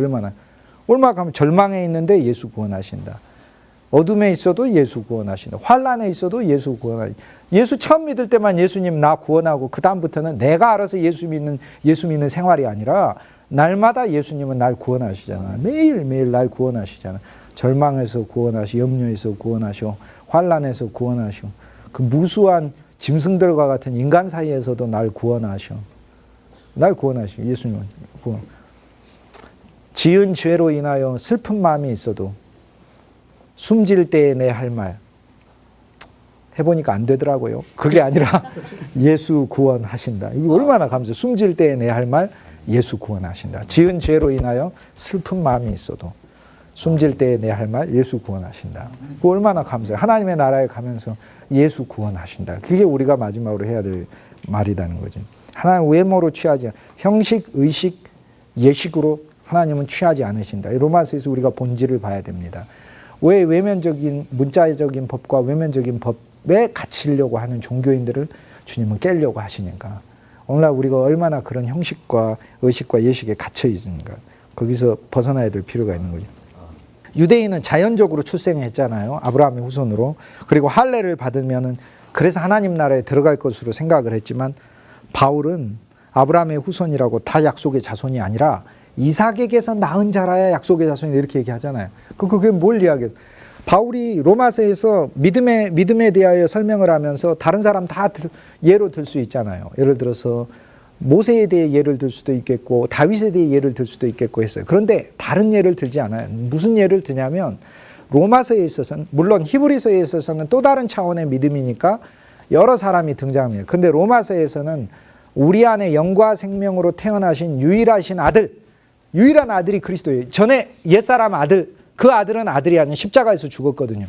그러니까 성경의 구약의 인물 중에 유일한 독자를 낳은, 약속으로 낳은, 그것도 자기 힘이 건강하고 좋아가지고 사라는 경수가 왕성하여 안에 낳을 수 있는 처녀의 몸이 돼 있고 아브라함은 갑자기 팔굽혀펴기 막 30개씩 하루에 100개씩 할 정도로 건강하게 돼가지고 아들을 낳은 것이 아니라 육체로는 더 쇠하게 되고 더 죽게 되고 경수가 끊어져서 육신으로 아무 소망이 없는데 그냥 하나님이 주실 거라는 그 믿음 아래서 태어난 그 아들, 이 이삭뿐이잖아요. 그래서 아브라함에게 이삭이 나왔는데 갈라디아서 3장 16절에 이 이삭은 하나님의 아브라함에게 주신 약속의 자손은 많은 일을 가리키는 것이 아니라 오직 하나를 가리킴이니 이는 그리스도 예수니라 이렇게 얘기해요. 그러니까 실은 우리가 다 아브라함의 후손이 됐는데 우리가 다 하나님의 눈으로 봤을 때는 우리 각자가 아브라함의 후손으로서 믿음을 가지고 있으니까 한 면에서는 그렇게 보이지만 하나님이 우리를 봤을 땐 옛사람 안에서는 아담으로밖에 다 안 보이고 아담이니까 새 사람이신 그리스도 예수 안에선 우리 속에 그리스도 예수만 있으므로 한 씨를 가진 사람으로만 보는 거죠. 한 후손을 가진 존재로 그리스도로 보시는 거죠. 그래서 바울이 아브라함과 이삭의 예를 드는 것은 로마서에서 아브라함에게 이삭이 태어나도 우리 심령 속에 그리스도가 태어나는 것이 신앙의 본질이기 때문에 그래요. 근데 믿음으로 우리는 이미 태어났죠. 그리스도 예수께서 우리 속에. 그러므로 육신적으로 이삭에게서 태어난 사람들이 진짜 아브라함 후손이 아니라 영적인 이삭이신 그리스도에게서 태어난 자들, 즉 그리스도를 마음에 태어나게 자기 심령에 태어나게 한 자가 아브라함의 후손이다. 이게 바울이 말하고자 하는 바입니다. 그러면 이제 우리 믿음 안에서 태어났는데 진짜 그러면 예수님이 우리 삶에서 진짜 예수님으로 보여질 때 얼마나 기쁘겠어요. 내가 걸어다니면 사람들이 나를 예수님, 인간 김동주는 정말 사람의 냄새가 가득한 사람이지만 내 안에서 그리스도가 다른 사람들에게 보여질 땐 그 얼마나 아름다운 거겠어요. 근데 그걸 어떻게 이루냐. 그것도 내 노력이 아니고 그것도 그리스도가 하실 것을 믿는 믿음 안에서 사는 것이다. 그 얘기 바울이. 그래서 믿음으로 사는 것을 얘기하는 거죠. 주님이 봤을 땐 그러므로 우리 외면적인 얼굴로 우리를 판단하지 않아요. 네가 뭐 40일 기도를 얼마나 했느냐, 금식 기도를 얼마나 이런 외면적인 육신의 할례를 통하여서 우리를 판단하지 않으셔요. 우리 속에 있는 믿음의 의가 아니면은 모두 다 율법을 따라 판단하신다. 이것이 이제 이 11절 말씀이 뜻하는 바. 하나님은 얼굴을 보고 수용하시는 게 없어요. 우리 각자의 얼굴을 보고 수용하지 않으신다. 우리 속에 있는 그리스도를 보고 수용하신다. 이게 11절의 뜻이고 12절에 율법 없이 범죄한 자는 율법 없이 망하고 율법이 있어서 범죄하면 율법으로 말미암아 판단을 받는, 망하지는 않는다. 망한다는 뜻이 아니라 판단을 받는다. 원문으로 하면. 그러니까 일단은 율법이 없이 범죄하게 되면 율법 없이 망하게 돼 있어요. 그런데 율법을 가지고 범죄를 하게 되면 그 율법에 따라 하나님은 판단하셔요. 근데 그 율법이 두 가지 율법이 있죠. 이 하나님의 문자의 율법은 우리를 심판하는 것이죠. 그런데 생명의 법은 우리를 은혜로 구원하는 거죠. 생명의 법이 요구하는 것은 무엇입니까? 믿음이죠. 네가 그리스도를 믿느냐를 요구하는 거죠. 생명의 법이 요구하는 건 우리에게 믿음이고 믿음뿐만 아니라 하나의 구체적인 걸 찾으러 다녀요. 우리 심령에. 진노의 천사가 이집트 땅에서 각 집마다 찾으러 다니는 게 있었잖아요. 피. 그렇죠.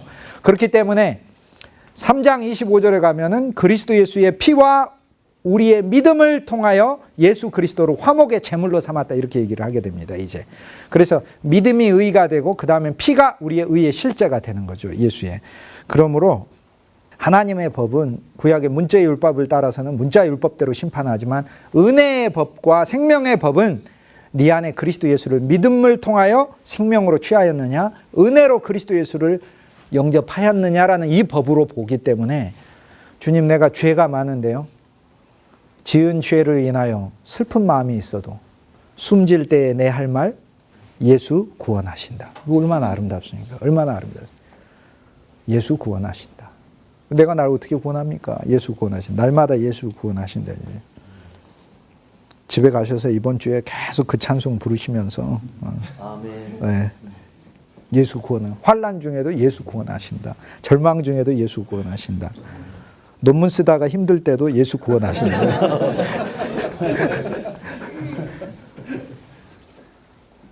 13절에 하나님 앞에서는 율법을 듣는 자가 의인이 아니요 오직 율법을 행하는 자라야 의롭다 하심을 얻는다. 우리 13절 기절을 조금 더 한번 깊이 들어가 보십시다. 율법을 듣는 자가 의인이 아니라 오직 율법을 행하는 자야 의롭다 하심을 얻네요. 그런데 바울이 3장에 넘어가면 의인 없나니 한 사람도 없고 하나님을 깨닫고 아는 자도 없으며 율법 행하는 것은 차치하고 율법을 행하는 있습니까 없습니까? 율법을 행하는 자가 없죠. 근데 바울이 뭐라고 해요? 하나님의 율법을 듣는 게 아니라 율법을 행한다라는 건데 여기서 더 원 단어라면 행한다가 포이에오라는 단어예요. 포이에오. 성경에 행한다라는 단어가 두 단어가 있는데 하나는 테레오. 이것은 간직하다라는 뜻이고요. 간직하다. 이게 많이 나와요. 이게 이제 원문에서 우리가 확인해야 되는 규절들이 몇 개 있어요. 율법을 지키다 이렇게 할 때 이건 내가 지킨다는 걸 의미한 게 아니라 하나님의 생명의 세법을 네 심령 안에 간직해놔라. 이렇게 이걸 지켜두다는 거예요. 이걸 의미해요. 그러니까 외적 행함을 말하는 게 아니라 우리 마음이 그리스도 안에서 낮아져서 그 계명이 내 안에서 살아 넘치게 하라는 거. 그것을 본질적으로 의미합니다. 그게 살아있다는. 근데 여기에서는 포이에오죠. 폼 한다는 거죠. 그러니까 율법을 이룬다는 뜻이에요. 그 행한다는 이 말이 여기서는 하나님 앞에서 율법을 듣는 자가 의인이 아니라 율법을 이루는 거. 그러면 율법을 이루는 게 뭡니까? 율법의 모든 율법과 선지자의 완성은 무엇이고 율법과 선지자는 무엇을 증거하고 있고 율법과 선지자는 무엇을 향하고 있죠? 그리스도. 그러니까 율법을 이룬다는 건 결국에 그리스도를 내 속에 이루는 것을 가리키는 거예요. 그러므로 율법을 행하는 자라는 건 오직 율법을 이루는 자, 즉 속에 그리스도를 이루는 것이 이것이 의롭다 하심을 얻는 것이다 라는 거예요. 13절에. 네, 다시 되돌아가서 온 우주에 하나님의 구약 율법을 온전히 행할 수 있는 자가 누가 있어요? 예수님밖에 없죠. 그러면 우리는 어떻게 된 것인가? 우리 안에 그리스도가 오셨는데 이 그리스도는 율법을 온전히 행하는 자가 오신 거죠. 행하는 자가 오셔서 나하고 결합하여 주셨고 나하고 연합했으니까 하나님이 나를 보셨을 때는 이 옛 율법을 온전히 이룬 자로 하나님 보신다니까요. 그러면 이제 더 이상 이룰 법이 없네. 맞습니다. 옛법 안에서는 하나도 이룰 법이 없어요. 근데 그리스도가 주신 새 법이 하나 있어요. 새 법. 서로 사랑하라. 이제 그 새 법에 나는 메인 종인 것이에요. 사랑하면서 사는 것이 이제. 이것이 바로 주님이 모든 법을 해체하시고 자유롭게 하신 거예요. 그러므로 사랑의 법만 남습니다. 어쨌든 우리 안에는 오직 율법을 행하는 자이신 그리스도 예수를 13절에서 율법을 행하는 자라야 의롭다 하심었는데 율법을 행하는 자에서 나를 보지 말고 나는 못 행하니까 율법을 행하는 자이신 그리스도 그분만이 의롭다 하심을 얻고 그 그리스도를 내가 소유했다라고 하는 거예요. 이게 이제 13절에서 우리가 봐야 될 부분이고요. 14절에 율법 없는 이방인이 여기서 이방인은 헬라인하고는 약간 다른 헬라인은 아까 헬라인은 헬레노스 자기 지혜로 세상을 사는 사람 세상을 자기 머리와 깨와 지혜와 능력으로 사는 사람이고 여기서 이방인이라는 것은 본래 하나님의 법으로부터 멀어져 있는 죄인을 가리키는 말입니다. 이방인이 본성으로 창세기 3장에서 본성적으로 우리는 하나님의 법을 행하게 되면은 그 법을 이룰 수가 없게 되는 거죠. 그러므로 본성으로 율법의 일을 행할 때는 이 사람은 율법이 없어도 자기가 자기에게 율법이 되나니 쉽게 얘기해서 이방인이라는 사람은 이렇게 되면 유대인과 이방인의 차이가 있는데 이 귀절이 이제 14절 귀절이 조금 더 어려운 귀절인데 바울이 실은 근데 인간의 심리를 바울이 여기서 설명하는데 놀라운 걸 설명해요. 첫째는 모든 사람은 율법이 자기가 자기에게 율법이라는 거예요. 하나님이 봤을 때. 그러므로 율법 없는 자는 없어요. 그러므로 첫째 우리가 로마서에서 율법이란 말을 쓸 때는 구약에 나와 있는 하나님의 법이라는 게 인간에게 주어진 이스라엘 백성에게 주어진 이 율법이 있고 모든 이방인들에게는 자기가 자기 자신이 율법인 거예요. 그 법이라는 게 있어요. 자기가 법이라는 게 있어요. 그래서 우리는 어떤 일을 벌입니까? 아까 제가 설명을 드렸잖아요. 여기 죄의 법이 있죠. 죽으리라 먹으면은 하나님과 같이 되리라 사탄의 법. 여기 먹으면 정령 죽으리라 선과 악을 알게 한 나무로 먹지 말라는 하나님의 법이 있어요. 근데 여기에서 내가 내 자신이 법인 거예요.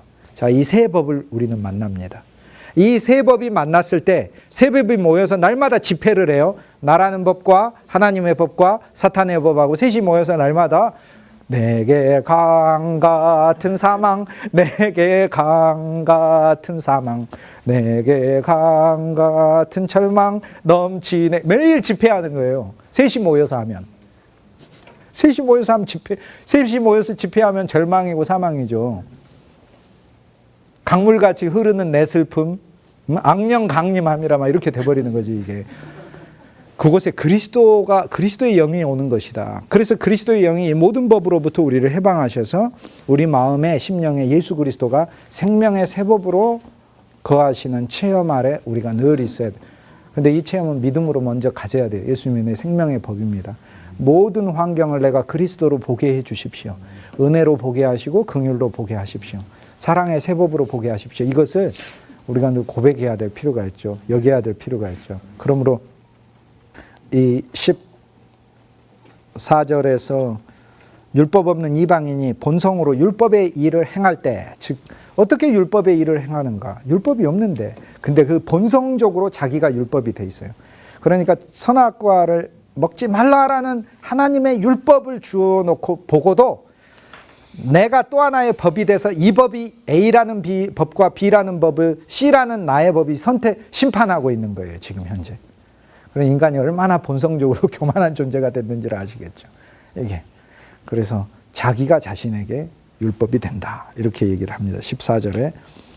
그러므로 15절에 이런 이들은 양심이 증거가 되어 그 생각들을 서로 송사하고 변명한다. 참소하죠. 그래서 우리가 우리 속에서 우리를 참소하죠. 그런데 이것도 하나님의 한편의 그분의 긍휼이에요. 왜냐? 그렇지 않으면 우리 짐승돼 버리잖아요. 적어도 내가 나에게 어떤 법으로 있었던 것이 어느 정도까지는 유용한 게 있었죠. 그죠? 세상을 살면서 야, 내 속으로 내가 이러면 안 되지라는 어느 정도까지는. 그런데 그 어느 정도까지의 사람으로 사는 것이 그리스도인이 아니다라고 지금 바울이 얘기하는 거예요. 그 심지어는 내가 법인 것으로부터 그리스도가 나를 해방해 주셔서 그리스도가 내 법, 그리스도의 법 안으로 나를 들어가게 하시는 그 단계. 결국 그리스도인은 자기의 원칙과 기준에 따라서 선한 사람 되는 게 절대 아니죠. 그리스도로 충만한 사람이 되는 게 그리스도인이죠.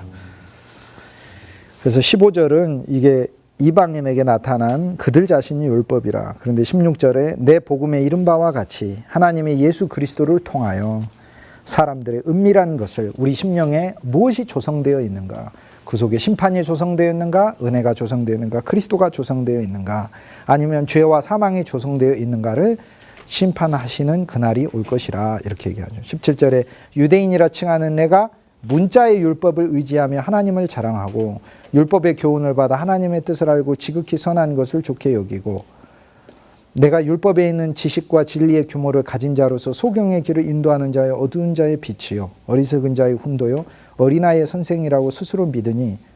참 여기서 좋은 것들 많이 나오네요. 근데 예를 들어 제가 그렇잖아요. 제가 우리 모든 자들이 하나님이, 저와 여러분이 하나님 앞에서 유대인이잖아요. 문자 율법을 가졌잖아요. 그리고 의지하고 하나님도 자랑하잖아요, 우리가. 그리고 율법의 교훈 받았잖아요. 하나님 뜻을 알고 지극히 선한 것으로 좋게 여기기도 해요. 그리고 지식과 진리의 규모를 가졌죠. 그리고 많은 소경들을 보고 인도하죠. 근데 어두움에 있는 자죠. 어리석은 자의 선생님으로 있고 훈장 선생님이고 어린아이의 영적으로 자라야 될 자의 선생을 하고 믿으나, 그런데 다른 사람을 가르치는 내가 어찌 자신을 가르치지 않고 도적질하지 말라 반포한 내가 왜 도적질하느냐, 간음하지 말라 말한 내가 왜 간음하느냐, 우상을 가증히 여긴 내가 왜 신사 물건을 도둑질하느냐. 여기서 바울이 말하는 바는 뭐냐면 율법을 네가 왜 율법을 안 지키냐라고 말하는 게 실은 아니에요. 이걸 통해서 바울이 드러내려고 하는 바는 뭐냐면 율법이 아무리 인간이 율법을 많이 알아도 율법에 의해 인간이 변화되지 않는다는 거예요. 그 속에 악한 본성이 있어서 율법을 아무리 많이 알아도 이 계명에서 내가 어그러진다는 거예요. 그런데 바로 이 말씀에 대해 우리가 이제 문자적인 해석을 하면 반론을 제기할 사람들이 있습니다. 문자적 해석을 했을 경우에 예를 들어 도적질하지 말라 그랬는데 난 도적질 안 했는데 라고 얘기하실 수 있죠. 도적질 안 했는데. 그렇죠. 도적질 안 했을 수도 있겠네요. 도적질 안 했을 수도 있겠죠. 또 간음하지 말라 했는데 안 했을 수도 있겠죠. 그런데 그리스도의 법에 의하자면 마음에 부정한 생각을 품어도 이미 저는 똑같이 행위와 동일한 죄. 근데 실은 예수 그리스도께서는 이런 외적인 육체적인 일을 말씀하시는 건가? 또 심지어 우상을 가증히 여기는 내가, 그 우상 가증형이죠. 신사의 물건을, 성전의 물건을 왜 훔치느냐? 아닌데 나는 교회에서 교육자로 생활하면서 내 거 오히려 내놨는데 훔치기는커녕 이것은 나하고 해당되는 말씀이 아니네 라고 생각을 할까봐 교부들이 이것이 무슨 뜻인가 라고 풀이를 해줬어요. 우리가 이제 그 풀이만 보고 오늘 마치도록 하겠습니다. 두 번째 페이지 73페이지 두 사람의 교부들을 한번 보도록 하겠습니다. 73페이지 제가 옆에 쭉쭉 그어놨어요. 2장 22절 오리겐의 해석을 한번 보도록 하겠습니다. These words, robbing the words of its meaning. 하나님의 말씀 2장 22절 adultering God's word. 하나님의 말씀을 부정하게 하는 것. 하나님의 말씀에 대한 음행. Robbing the words of its meaning. 그 본뜻을 훔쳐버리는 것. These words, 이 말씀들은 율법의 말씀은 equally will be applied to the heretics. 이단들에게도 적용되는 말씀들이다. Who call themselves Christian. 그들이 비록 우리를 스스로 그리스도인이라고 부른다 할지라도, 오늘날 우리도 마찬가지, 우리가 우리를 그리스도인이라 부른다 할지라도, since they robbed the word of God, 하나님의 말씀의 본뜻을 훔쳐서, its true meaning, 본뜻을 훔쳐서, seduce the minds of their hearers, 청중의 생각을 꿰어가지고 by their perverse interpretation, 왜곡된 해석을 주어서 joining the adulterated kind of faith, 순수한 신앙이 아니라 세상을 사모하게 하거나 지식에 혼합된, 지식과 음행하게 된 그런 종류의 신앙을 갖게 함으로 to the bride of Christ, 그리스도의 신부를 훼손하는 거예요. 이게 which is the truth, church, 교회이고 This fits them exactly. 이 귀절은 바로 이것에 대하여 이야기하는 바이다. 자, 무슨 얘기죠? 하나님의 율법 교사들한테 이야기하는 바가 바울은 여기서 두 개를 얘기를 하죠. 첫째, 외면적으로 니들은 왜 마음속에 내적 정결이 없느냐를 얘기하죠. 그런데 교부들이 본 것은 거기서 또 하나 더 깊은 영적 의미를 하나 봤다 이거예요. 뭘 얘기하는 거예요?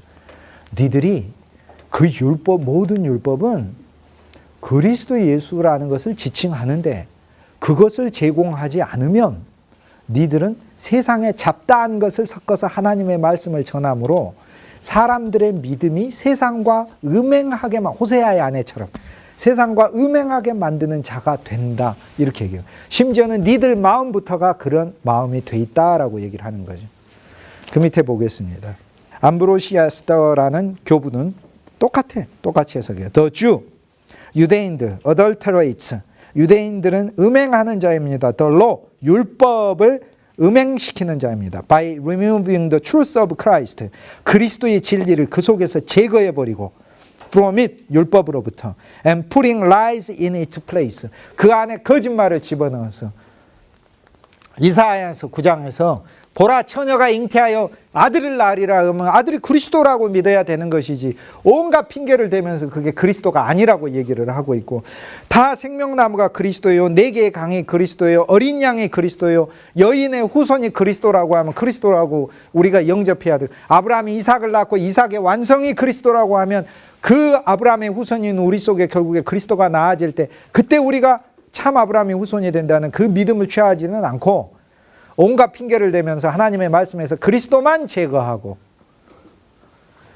예수 그리스도를 믿으면 만복이 충만한다고 그럴 때 만복의 실제가 그리스도인데 만복의 실제에서 그리스도만 제거하고 돈, 명예, 권력 다 집어넣는 것이 이것이 말씀을 가지고 음행하게 하는 것이라 그 얘기입니다. 지금 그걸 얘기하는 거예요. In another epistle of the Paul writes, 바울은 자신의 다른 서신에서 쓰기를 They are adulterers of God's word. 그들은 하나님의 말씀을 음행시키는 자다라고 얘기합니다. A man is sacrilegious when he denies Christ. 그가 그리스도를 거부하면 그것이 바로 음행하는 것이요. Whom the law and prophets call God. 율법과 선지자가 하나님이라고 부르는 그리스도이시다. 이렇게 돼 있어요. 그 다음 뒤에 보도록 하겠습니다. 두 번째 페이지. 그래서 이제 오리겐의 원서인데 7번 거기 항목에 보면 줄거놓은 데 7번을 한번 보겠습니다. You abhor idols. 너는 우상들을 싫어하면서 and robbing the temples. 성전들을 훔치는 자이다. By violating true temple of God. 그러므로 하나님의 참성전을 너는 훼손한다. 하나님의 참성전은 뭡니까? Which is Christ Jesus. 그리스도 예수이시다. 그리스도 예수가 우리 성전이시잖아요. For you destroy. 왜냐하면 너는 the temple of God. 하나님의 성전이신 그리스도 예수를 파괴하죠. Which has been raised up.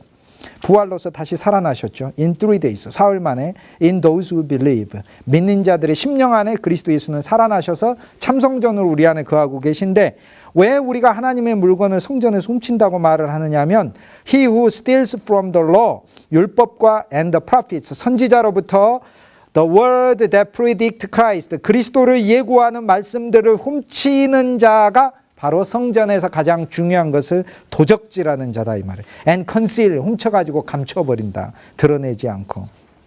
그래서 people should hear and believe. 사람들이 믿고 들어야 함에도 불구하고 rest, 듣지 못하도록 하는 것이죠. is committing temple robbery. 이것이 하나님의 성전을 도적질하는 것이다 라고 풀이를 하는 거예요. 자, 오늘 하나님의 교회가 있습니다.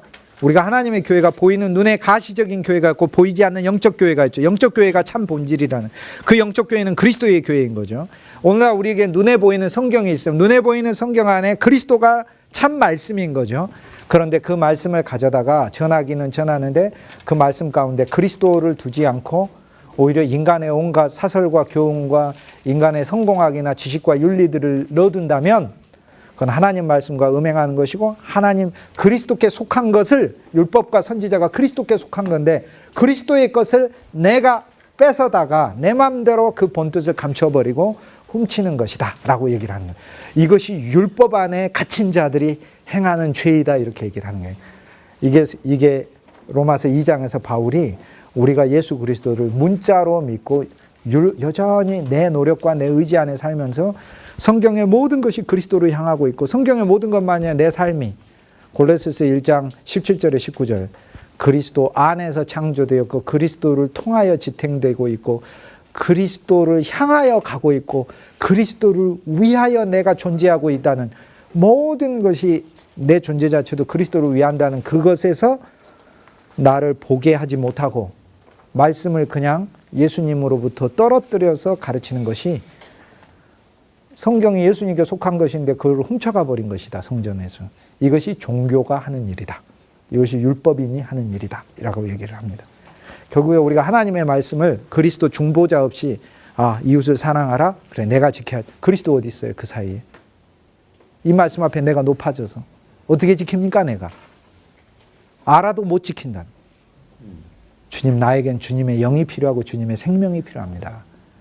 내 본성으로는 할 수가 없습니다. 낮아져서 하나님의 계명을 대할 때 나는 그리스도를 매일 필요로 하는 거고 내 안에 그리스도를 더 얻는 것이고 그래서 그리스도가 이 율법과 나 사이에 중보자로 들어오는 거지. 예수님은 피곤하니까 예수님 좀 쉬시고 나하고 나라는 법하고 하나님의 법하고 사탄의 법하고 셋이서 모여서 거래를 합의를 볼 테니까 내가 알아서 잘 할 테니까 예수님은 계세요. 이렇게 지금 믿고 있는 것이다. 이것이 로마서 2장의 현실이다라고 바울이 얘기해요. 그 가운데서 그리스도께 속한 많은 것들을 우리가 잃어버리고 있다. 이렇게 얘기를 하는 거죠. 그래서 마지막에 보면 율법은 어디에 속해 있느냐? 문자에 속한 것이 아니라 영에 속해 있다. 마음에 속해 있다. 이제 그렇게 얘기를 하는 것이죠. 이 동전에 보면 여기 이제 파케라고 써졌죠. 평화라는 뜻이에요. 파케, 평화가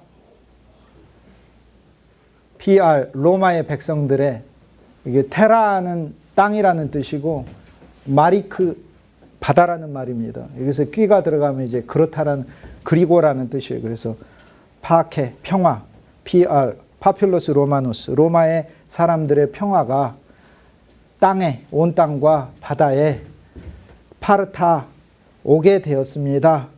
라고 얘기하고 여기 보면 이제 이유아눔 NUM이죠. NUM 이아눔은 제누어리의 야누스 신을 가리켜요. 이게 야누스 신전이에요. 야누스 신전이 여기 보면 클루시트 이게 거꾸로 돼 있어요. 이렇게 CLV가 아니고 U고 SIT 야누스 신전을 닫았다 이렇게 돼 있어요. 그러니까 이게 무슨 말입니까? 로마 사람들에게 평화가 땅과 바다에 와서 파르타 오게 돼서 야누스 신전의 문을 닫았다 이렇게 돼요. 자, 로마는 다신을 믿죠. 저게 네로 황제의 동전인데 네로 황제가 온 땅에 평화가 왔다 해서 야누스 신전의 문을 닫았어요. 야누스 신전은 앞에 얼굴이 있고 뒤에 얼굴이 있고 이렇게 돼 있죠. 그래서 야누스 신전은 이게 열려 있어요. 그리고 이 안에 문이 두 개가 있어요. 이게 열려 있어요. 그래서 이 앞에는 미래를 보는 얼굴이고 이 뒤는 과거를 봐요. 그러니까 야누스 신 앞에 가면은 미래를 가르쳐 줘요. 너 1년 후에 뭐 있겠다 이러고. 근데 저 뒤로 되돌아가면 야누스 씨는 과거를 가르쳐줘요. 나는 네가 지난 여름에 뭔 일을 했는지 알고 있다 이러고 가르쳐줘요.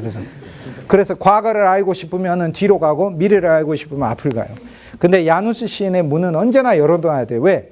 무슨 중요한 일들이 있을 때 야누스 시인이 계기를 만들기 때문에.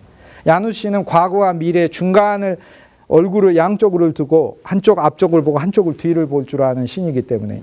그런데 저 야누스 신의 신전은 로마 역사에 있어서도 닫혀진 게 10번이 안 돼요. 근데 네로가 닫았어요. 닫았다는 의미는 잠깐 동안 닫은 거죠. 뭐 한 달 정도 닫든지. 그 얘기는 평화가 왔다 그 뜻이에요. 새로운 시대다. 자기 시대가 새로운 시대다라고 이제 알려주는 것과 같습니다. 야누스 신, 그래서 이제 야누스 신의 이름을 따서 제누어리라고 달의 이름을 부르게 됐어요. 그래서 제누어리는 야누스 신의 달이다라는 뜻이에요. 그 야누스 시인은 시대를 마감하는 신입니다. 야누스 시인은 과거와 현재의 동시에 중간에 있는 신이니까, 예를 들어 이제 우리가 전쟁을 하다가 너무 힘들어, 이 전쟁 끝냈으면 좋겠어. 그러면 야누스 신한테 가서 제사를 잘 드리면 야누스 신이 전쟁을 끝내죠. 이게 어려운 일을 막 하고 있었는데 이 일이 끝났으면 좋겠어. 그러면 야누스 신한테 가서 이야기하면 야누스 신이 시대를 끝내주죠. 그래서 야누스 신은 새로운 것을 시작하고 새로운 것을 또는 지금 있는 것을 끝내는 신이다라고 로마 신이 믿었어요. 그렇게 로마 신으로 믿어졌어요. 굉장히 인기 있는 신이에요. 그래서 야누스 신의 신상을 집안에다가 늘 뒀었어요. 그리고 매 1월 달이라는 것은 야누스 신한테 제사를 드려야 하는 신이에요. 왜냐하면 그 1월 달에 야누스 신한테 제사를 드려야 12월 달로 모든 것을 끝내고 1월 달부터는 새롭게 이제 우리에게 준다라는 의미로 제사를 드리니까. 성경에 보면 이런 얘기가 있어요. 그리스도 예수는 시작과 끝이다 이렇게 얘기해요. 그 그리스도 예수는 영원이잖아요. 영원은 시작과 끝이란 게 없어요. 영원이지. 그런데 그리스도 예수는 시간 안에서도 시작과 끝이고 처음과 나중이고 알파와 오메가라고 하셨어요. 이건 삼중의 의미가 있는데 이게 엄청난 의미죠. 그래서 그리스도가 우리의 고난이 이렇게 시작이 됐으면 그분이 고난의 끝이신 거고요. 그분이 고난을 시작하셨으면 끝내시는 일도 그리스도가 끝내시는 거죠. 알아서. 그러니까 참 야누스의 실제 그리스도 예수죠. 그리스도 예수. 그래서 네로는 자기가 이제 새 시대를 열었다고 저런 동전을 만들어서 뿌렸습니다. 그래서 야누스 신전이 닫힌 것을 보여주었어요. 그리스도 예수는 우리의 시간 안에서도 시기를 만드시는 분이시잖아요.